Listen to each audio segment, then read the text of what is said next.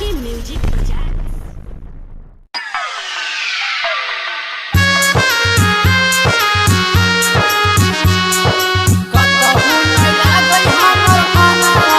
RK recording studio Hanuman चौक RK recording studio Hanuman चौक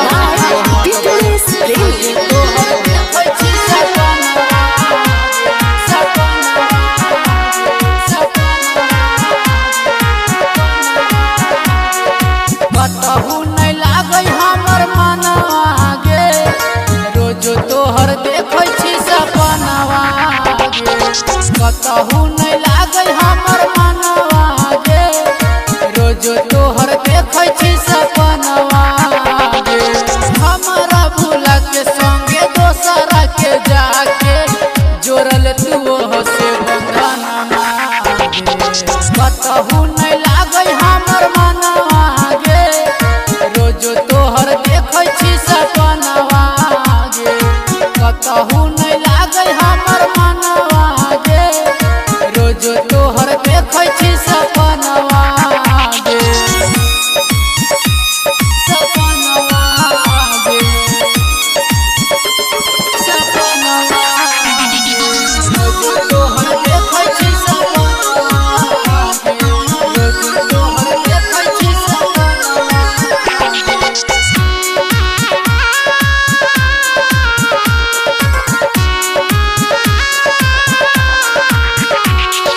हमारा तू नाम के मेहदी रचैले दोसरा के हाथवा से मंगिया सजौले मन करे दहदी परन मागे रोज तोहर देखै छी सपनमा गे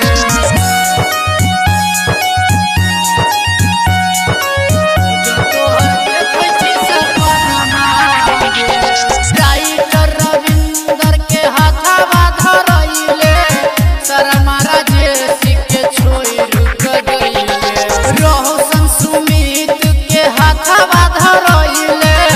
शर्मा राजेश के छोड़ रुक गईले मन करे दहदी परन मागे रोज तोहर देखै छी सपनमा गे